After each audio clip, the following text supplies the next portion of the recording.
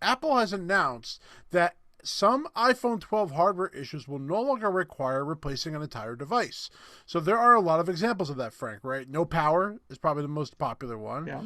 If you're having like antenna issues, something like that, the back glass cracked, Yeah, that was there a are, big one. I was yeah, so there's surprised a with that. normally when those things happen, Apple replaces the entire phone for certain situations because you can't fix them. Well, Apple informed the Apple authorized service providers that it will be introducing a new same unit repair method for the iPhone 12 mini and the iPhone 12 models exhibiting certain issues that would typically require a whole unit replacement. The Genius Bar and the Apple authorized service providers have a new iPhone rear system.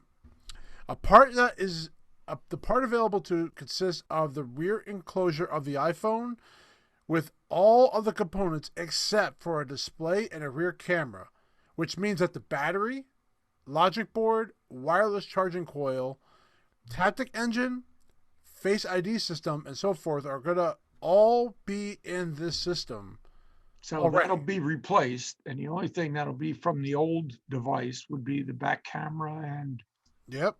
So if a customer has an iPhone 12 mini with a cracked rear glass, for example, technicians will be able to replace the entire rear portion of the device with a new enclosure affixed with the original display and camera. So that's going to be new.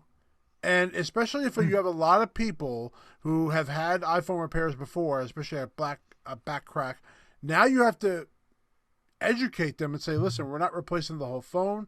We're putting a new rear on for you, which will have a new battery, a new logic board. We're going to be moving over your display and your camera.